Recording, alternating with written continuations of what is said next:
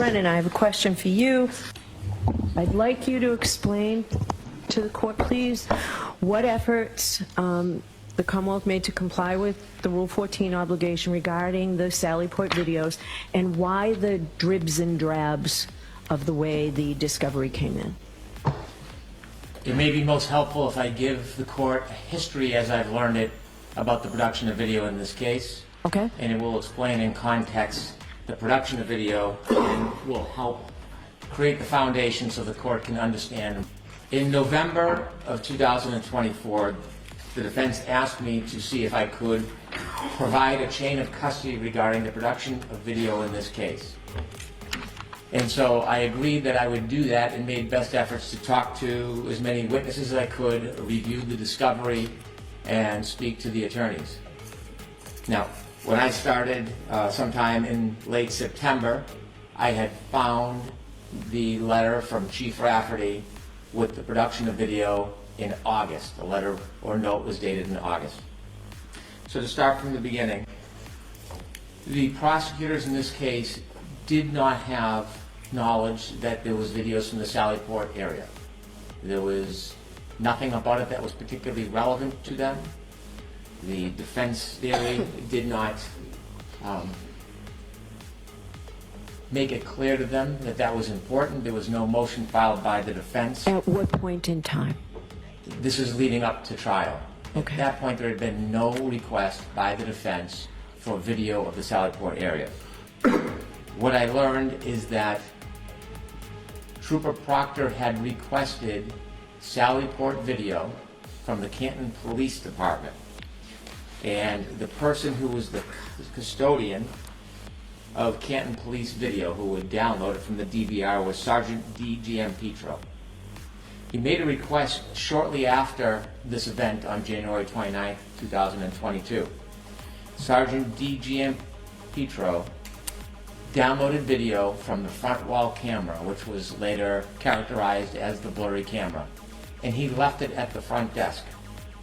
Trooper Buchanan, at the direction of Trooper Proctor, picked up the video and he brought it to Trooper Proctor. Trooper Buchanan did not look at the video at that time. It was given to Trooper Proctor. Trooper Proctor did not provide it to the prosecutors. So Trooper Proctor was aware of the video. The prosecutors were not aware of the video. That video is the same video that Sergeant D.G.M. Petro says that he downloaded the video in 6-hour segments, and that contained the front wall blurry camera inside the Sallyport and camera in front of the police station. That remained with Trooper Proctor for some time. In June, around June of 2023, Trooper Proctor then made a second request from Sergeant D.G.M. Petro. Even though we already had it? For different cameras. He wanted cameras, camera angle of outside the Sallyport area, so when the tow truck dropped the car off, leading into the Sallyport, which is now characterized as the exterior Sallyport video. Again, Trooper Proctor asked Trooper Buchanan to go to the Canton Police Department and pick up a copy of the downloaded video. Trooper Buchanan went to the police department, picked up the CD at the front desk. That CD had a yellow sticky tab on it with Trooper Buchanan's name, and Trooper Buchanan wrote in the case file on that yellow sticky. He brought the CD to Trooper Proctor. Again, Trooper Proctor in June 2023 had a copy of the exterior Sallyport video, but did not provide it to the prosecutors. Both of those videos remained dormant. When Trooper Proctor was called to the federal grand jury, essentially he testified, was asked about video, and said that he reviewed video. Now, this was not evidence that the Commonwealth intended on introducing or had any specific interest in. There was no particular discovery request by the defense, and there was no order. But upon reading that grand jury testimony, ADA Lally reports that he then inquired about the video. This is Inquired of whom? Trooper Proctor. Okay. This is shortly before trial. ADA Lally was given a copy of one of two of those productions. He was given the copy of the front wall video, which also contained video of outside the front of the police station. That was quickly turned over after Attorney Lally received it on April 4th, 2022. So what we know at this point is Trooper Proctor has this original production on April 4th, 2022, shortly after January 29, 2022. I'm sorry, it was provided April 4th, 2022. 2022 or later? No, It was later, right? It was Because later. the It was- federal grand jury was later. he provided it on the eve of trial, so it was April 4th, 2024. So we know this production on April 4th, 2024 was in the hands of Trooper Proctor shortly after January 29th, 2022. At this point, the prosecution team is still unaware of the June 23 production, which has Trooper Buchanan's name on it, which shows the exterior sally port. As trial began, there still was no specific order or request. The chief of police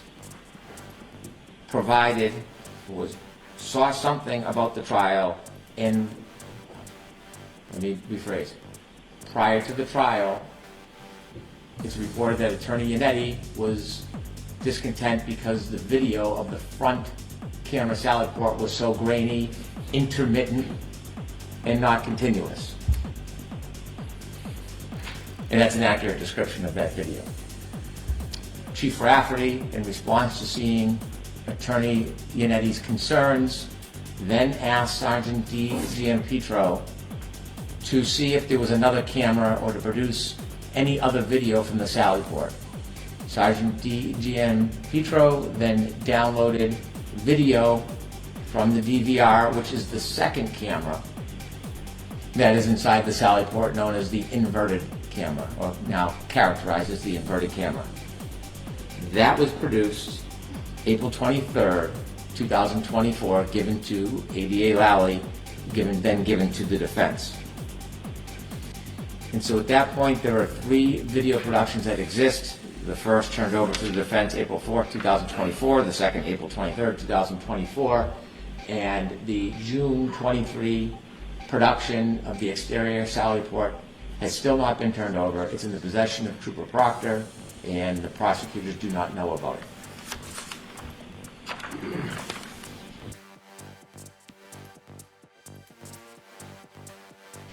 And so at that point, there are 3 video productions that exist. The first turned over to the defense April 4th, 2024, the second April 23rd, 2024, and the June 23 production of the exterior sally port has still not been turned over. It's in the possession of Trooper Proctor, and the prosecutors do not know about it. After the trial, one of the employees from Norfolk County, Colleen Crawford, went to the sally port and looked at the DVR system. And when she looked at it, she saw that video still existed on that system. Although there was a 30-day overwrite on that system, the system had a number of backup hard drives, and because of the backup hard drives, the video existed longer than 30 days. She wrote an extensive report that was turned over to the defense, and this is after trial. The report notes her investigation about all the different videos, and it summarizes everything that she saw in that July 2024 visit. As I mentioned earlier, in August, Chief Rafferty provided video of the hallways that included some video of Brian Higgins, and she accompanied a letter or a note.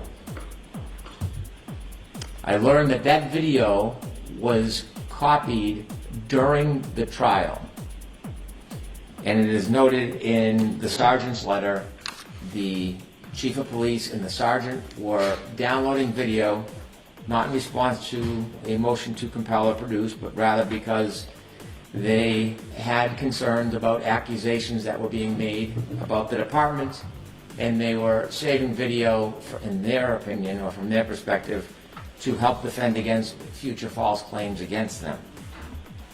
They downloaded a number of videos that were then turned over in that August 2024 production. When I first learned of that August letter and note, I turned it over to the defense immediately.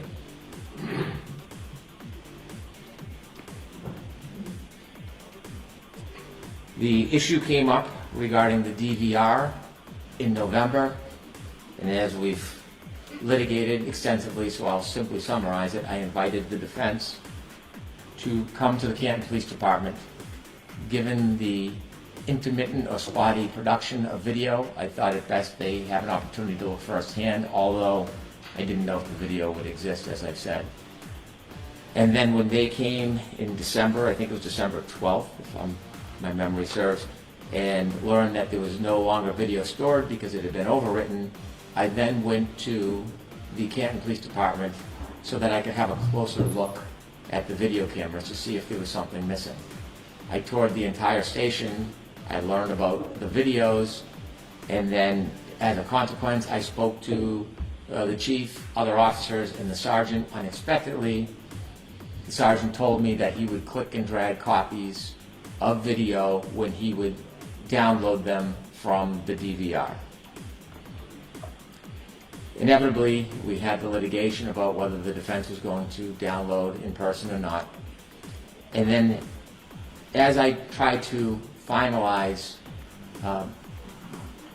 my investigation into the tapes and realizing there was no actual written chain of custody, I wanted best to memorialize it. I had been reviewing all files, data, hard files, but I had not been on the case long enough to review everything, so I asked that the parties of the Commonwealth look through all files, all databases, so that I could help facilitate my review.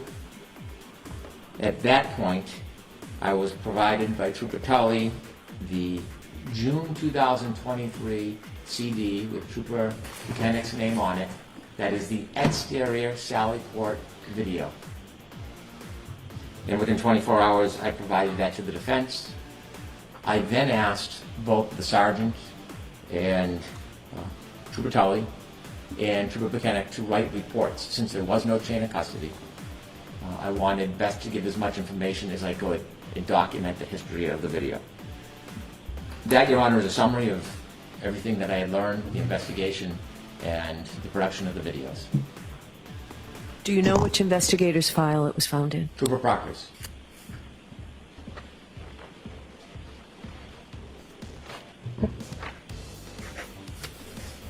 Okay.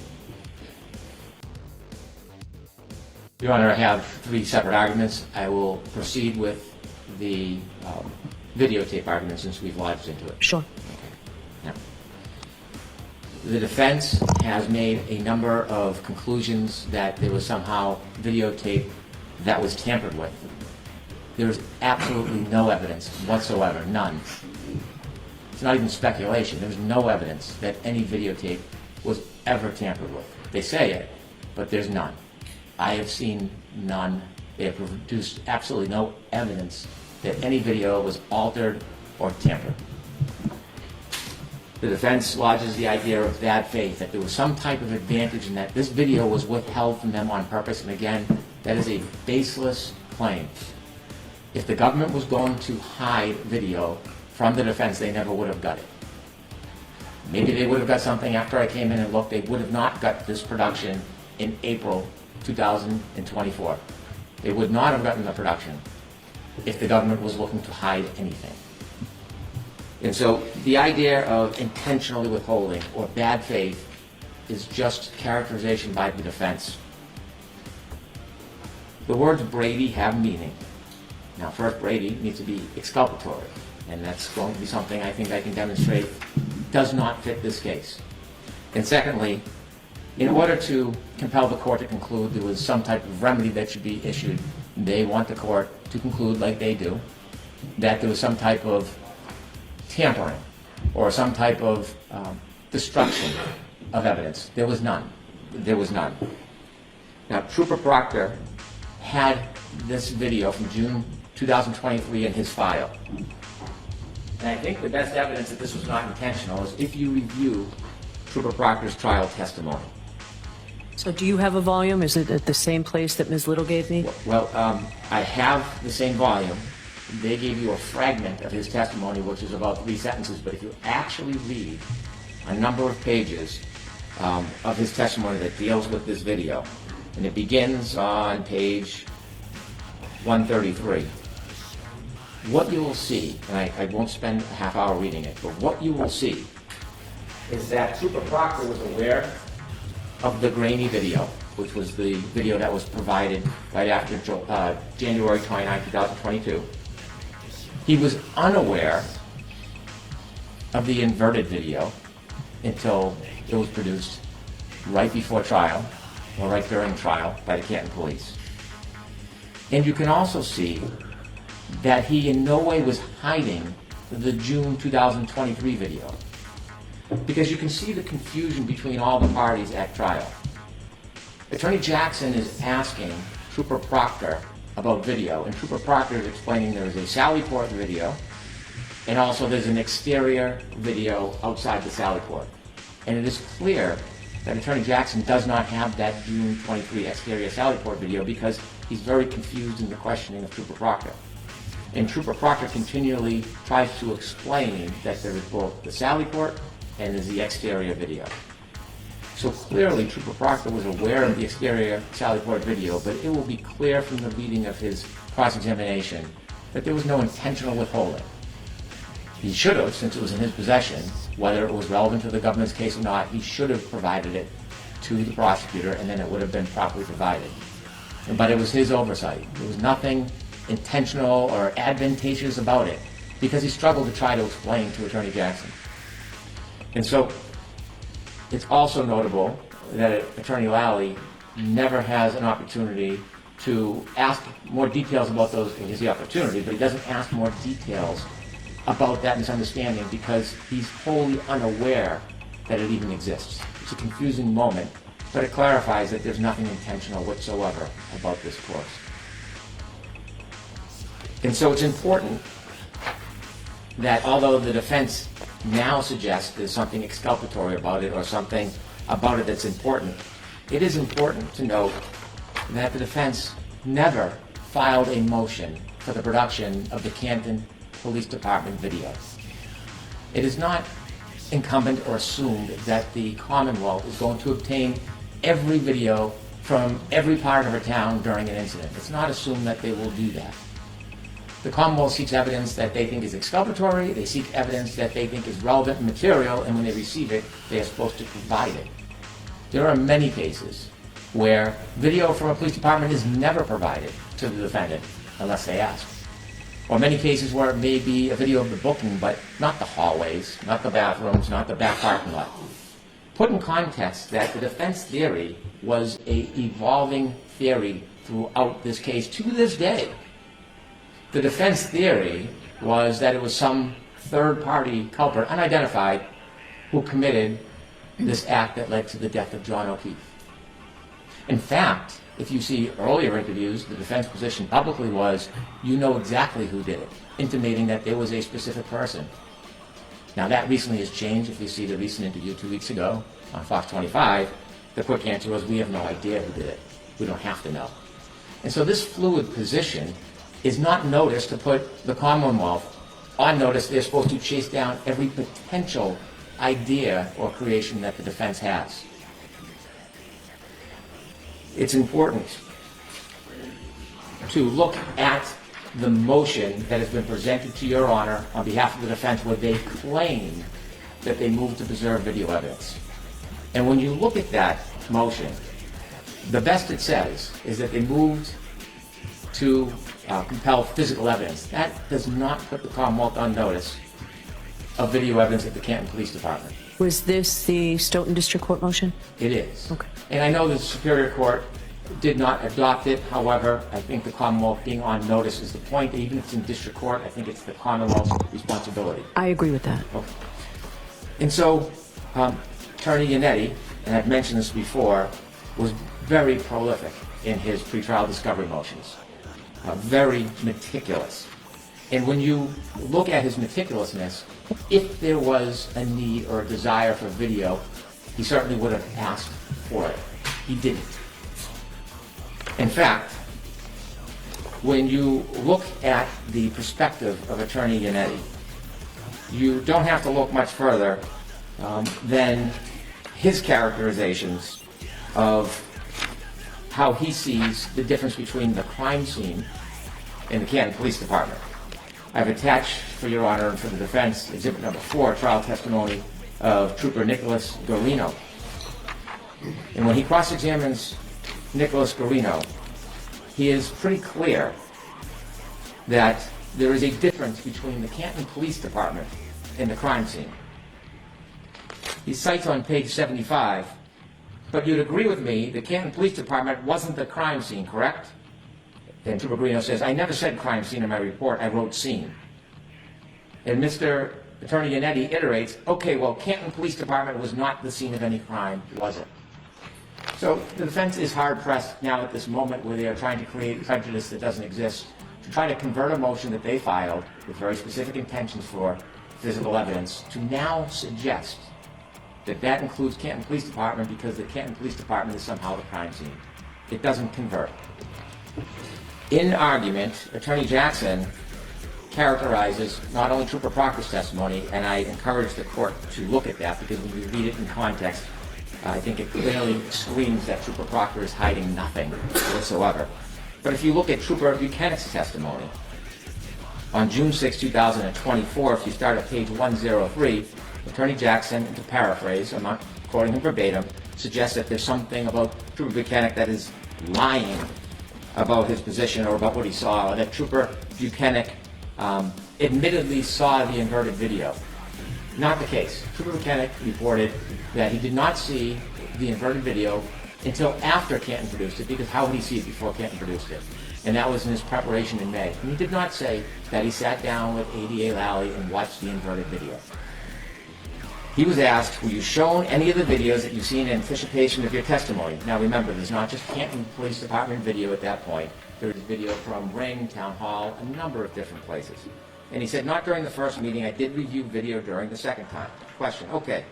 And that video that you did see the second time, was that the interior video of the Sally Port that we saw yesterday, correct? He says, Trooper Buchanan, I'm just trying to remember exactly what video I saw. I have reviewed videos outside of our meetings. That is what he put in his report about reviewing in May, not with ADA Lally. So I don't remember exactly what video Mr. Lally showed me. That wasn't the characterization that was provided in argument. This is very different. Question, but you do recall seeing the video that you saw yesterday, the sort of clear one that has the crime scene tape being put up and all that. You've seen that one before. That's the inverted video. Answer, yes. I'm on page 104. And that was with Mr. Lally, correct? Trooper Buchanan, clearly. That is not correct because I do not recall when I saw that video or what video I saw with Mr. Lally.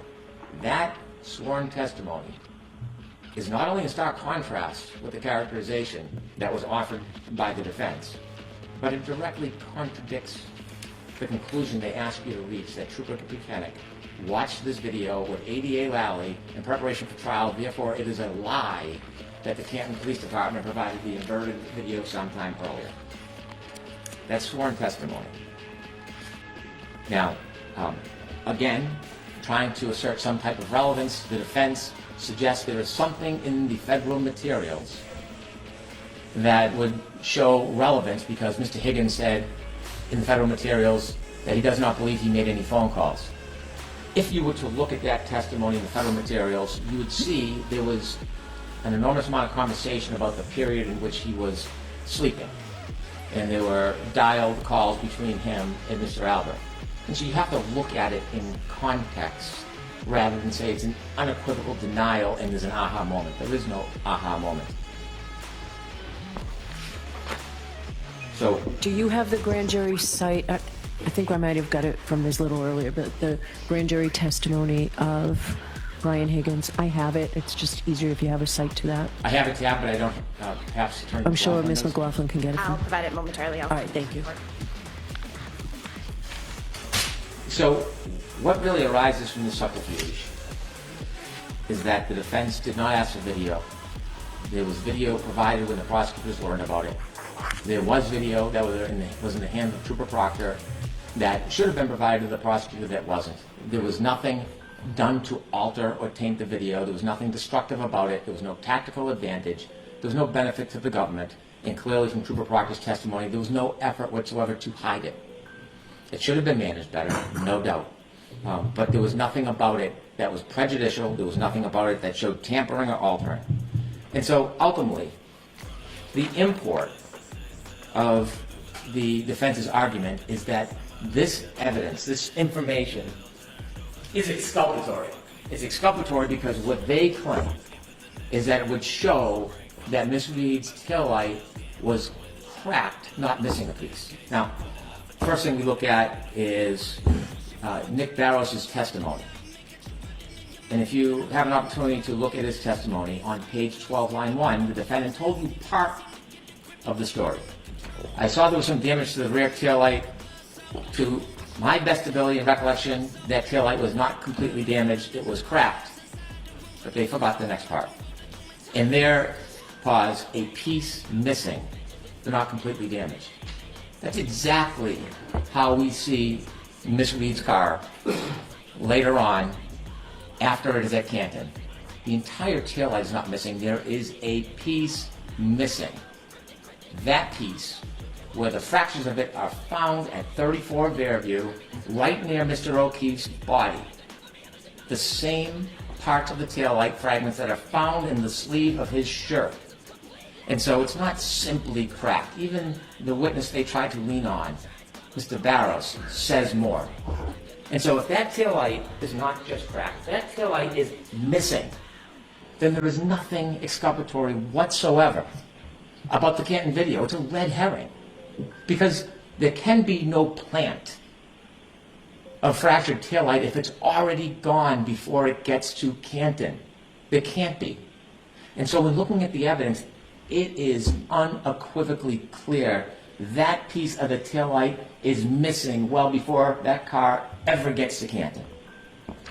And so we can quibble and we can dispute and we can go back and forth all day, but the best way is to just show you the evidence. And so when we look at the evidence, let's start first with the fact, the claim that the Sallyport videos were tampered with. Canton went back before January 29, 2022, and they took samples of the video to see if it was in the same condition, inverted for the back wall and fuzzy for the front wall.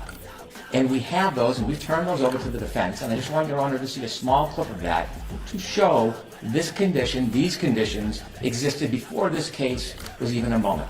So with the court's permission, I'm going to ask to put up exhibit number 2.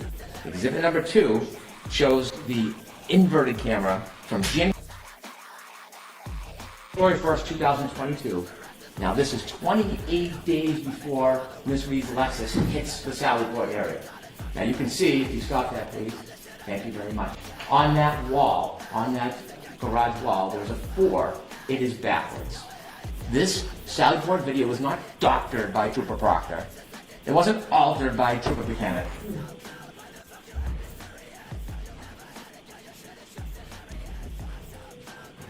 It was in existence well before Miss Reed's car showed up to that Sallyport. Similarly, front wall camera, could you please put on exhibit 3?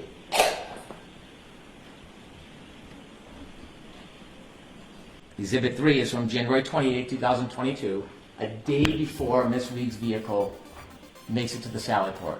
And you can see the quality. It wasn't distorted on purpose. It wasn't manipulation by the state police. This is the way the camera worked in Canton. Thank you very much. And so the idea of tampering, we can claim it, we can assert it without fact, but we can prove it did not happen. Now, What we know is that missing taillight was not tampered with because it was gone hours before police even touched Miss Reed's vehicle. At 5:08 a.m., she left Meadows Road. That's John O'Keefe's home. And when she left at 5:08 a.m., that taillight part was already missing. If we look at Exhibit 6, please. This is from the Ring video of John O'Keefe's home. This evidence directly contradicts the idea that the Sally Port video is relevant to show any break or planting of evidence. As Miss Reed nudges into Mr. O'Keefe's car, she will pull forward and we'll stop the video in 2 spots so you can get a clear look of that rear tail light missing.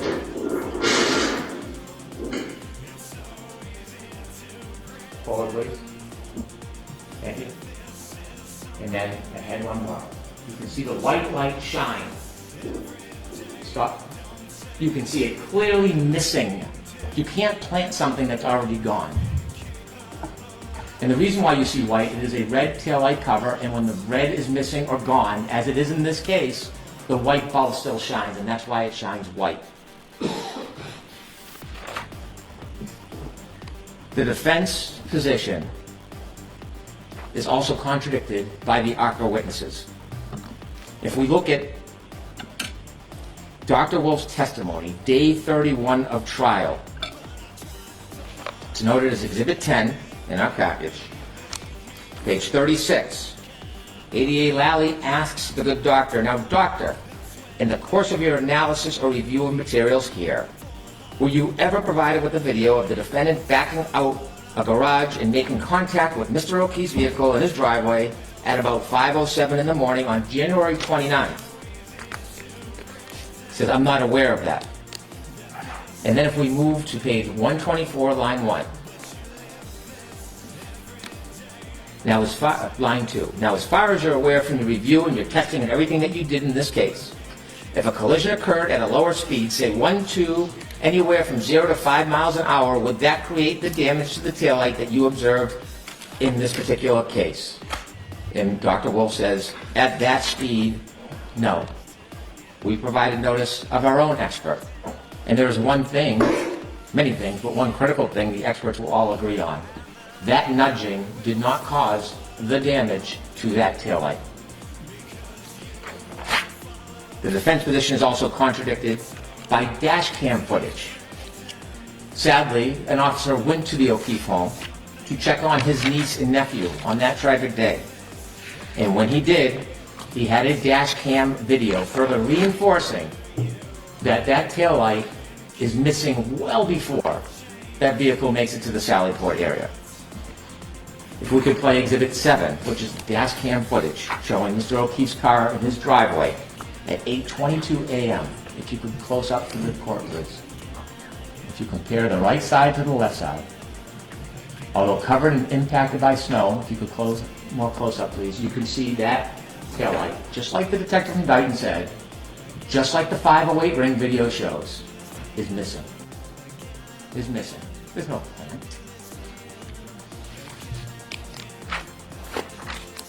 The defense's position is also contradicted by the Alarm.com video that we received pursuant to Rule 17. There are 2 videos, 8 and 9. If we could play Exhibit 8, please.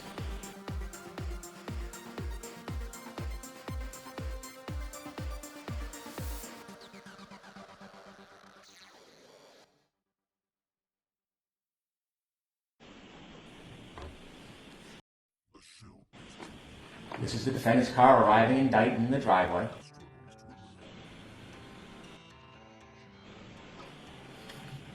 The defendant on the passenger side, and you can see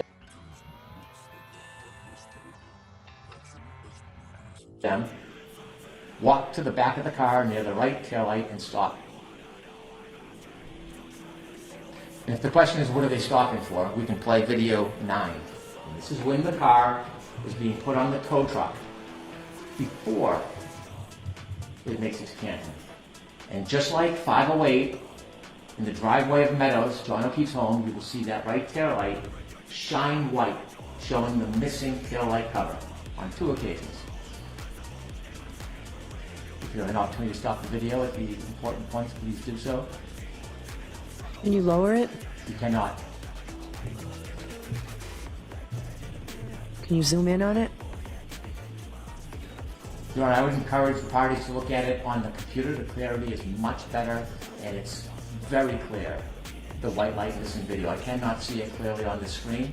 So will you give me a flash drive of all of these exhibits? Oh, there we go. Okay, If you look at it on a small screen, see right there? I do see it. And then you'll see it again. So the Alarm.com video contradicts the defendant's position that there is anything exculpatory about these Sallyport videos. In fact, this whole idea of third party or plan doesn't come to town until 9 months after Ms. Reed is indicted. Perhaps the best evidence that contradicts the defense's position that there's any relevance to the Sallyport video, that there's any type of plant by anybody, is from the defendant herself. Ms. Reed spoke to Gretchen Voss on June 20th, 2023. And in that testimony, or in that interview, she said, when my car was seized, there was a few small pieces of taillight missing that I had picked out at John's at 5:45 before we drove over to Fairview. I'm showing Jen and Kerry, look what I just did to my light. And I'm worried that there's gonna be some kind of electric short circuit. There's like the bulb is showing and some of the red plastic is missing. So I picked pieces out of the light housing that kind of collapsed within the light and dropped them in John's driveway. And so I say to the court, the production should have been sooner, it should have been cleaner, there should have been a log or an entry. The failure to provide was inadvertent, it was unfortunate, it shouldn't happen, but it's not Brady. It's not exculpatory, it's not intentional, it's not tampered with. It was inadvertent and inconsequential because the evidence is overwhelming that that light is missing before the car makes it to the foot of the Sallyport, so there can be no plan. That is my argument regarding the Rule 14 issue. There's a couple of other points that I just want to make. Mr. Breenan started his comments by talking about the Sallyport video and how unimportant it is. How unimportant that video is. I'm not going to go through all my points again. The court doesn't need to do that. But I do want to make this point. He says it's not important. There was nothing to see here. We don't pull videos normally. Yeah, of course you don't pull Sallyport videos if you're investigating a bar fight. This was the purported murder weapon. This truck is the thing that the Commonwealth suggests was used to kill a cop. You think the video of it being pulled into the Sallyport might be of some evidentiary value? I don't know. Can't imagine why that would be important. Can't imagine why that might have some evidentiary materiality. But I do know this. I do know this much. There's one guy who thought it was important. The lead investigator. He pulled it all. All of it. He was super convinced it was important. And he's the guy that once pulled it, hid it from us for nearly 3 years. Mr. Brennan spent some time talking about the difference between cracked and missing. Interesting point. Now, I'm not going to go through a bunch of videos and audios. The court has seen all the pictures and photographs that it needs to see, and the court has a very, very good memory. We've never, ever disputed that the light was cracked at 5:07 or so a.m. That's how it got cracked, is the point. It got cracked on that traverse. And a piece was missing. A piece was missing. Not according to me, according to another agency's sergeant, Barrows, who said a piece was missing, but it wasn't completely damaged. Recall that when that light was completely reconstructed with the 46, 47 pieces that were purportedly found, well, they were found at or near 34 Fairview, and then they were reconstructed. Does the court recall what that reconstruction looked like? That taillight was put together almost in its entirety. Almost.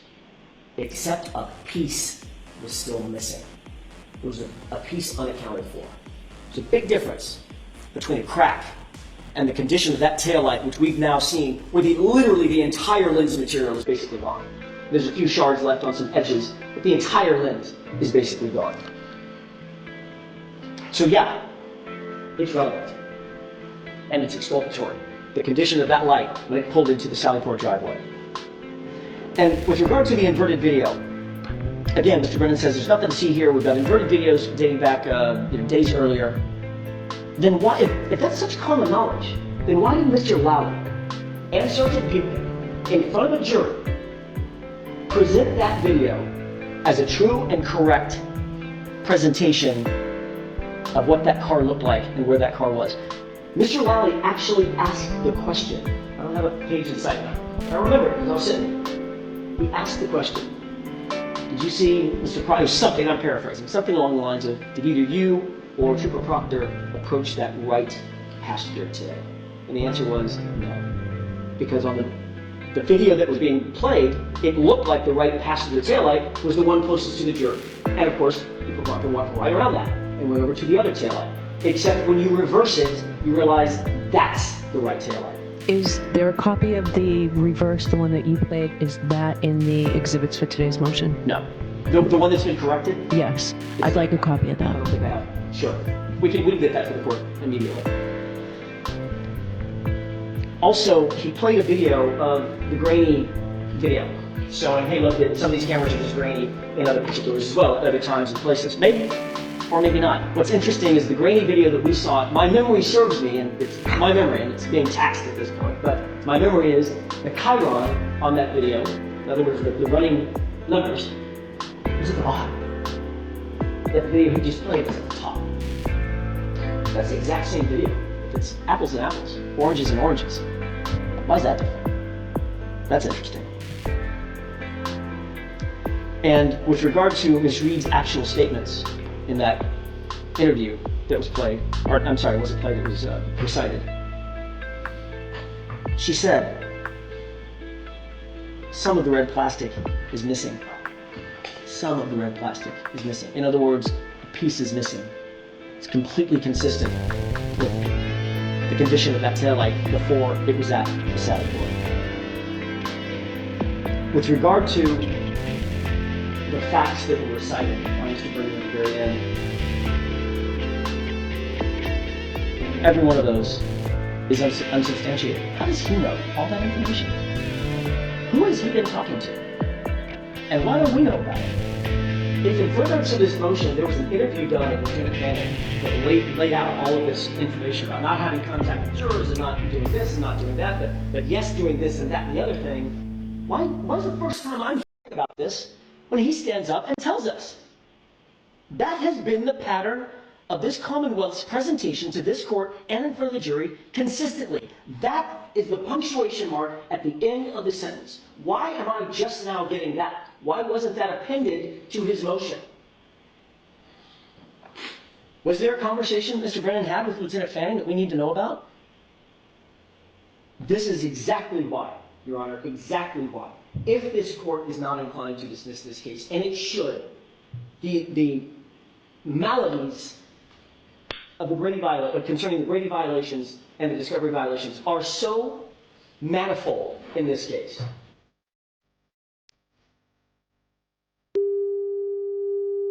That I stood up in rebuttal and said that it was in court advocating for my client. He then said court TV is not a courtroom. So before you go further, Yes.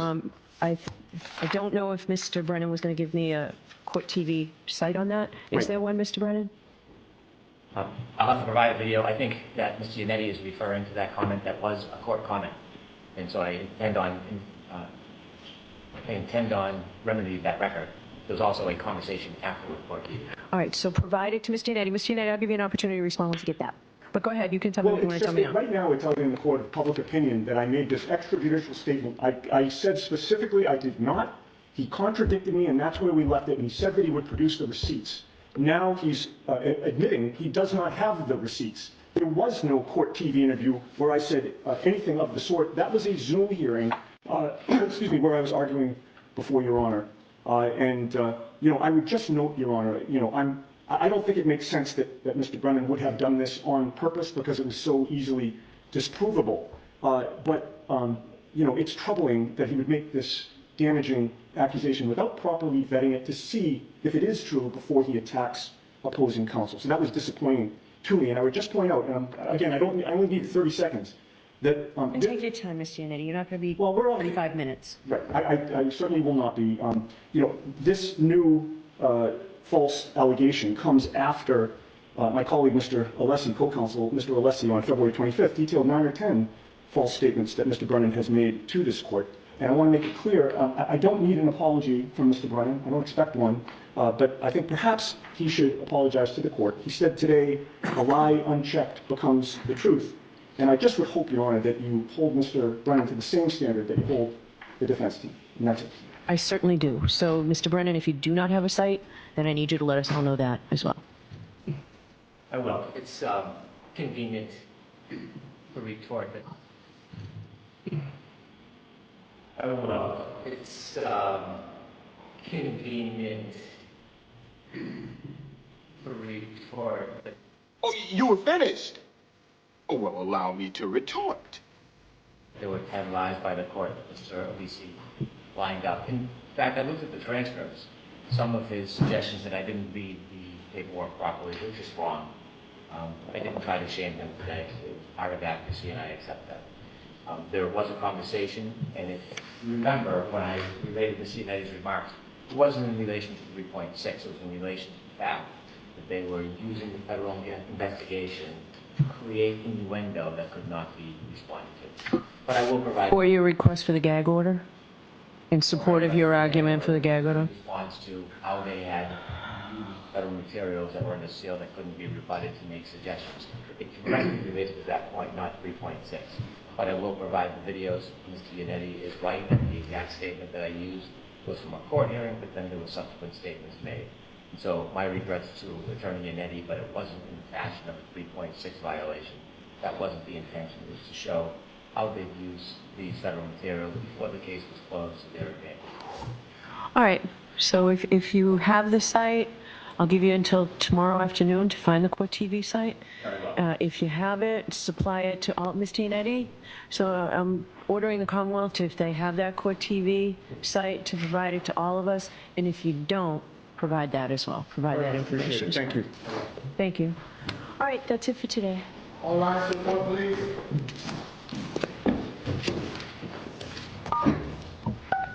You are muted.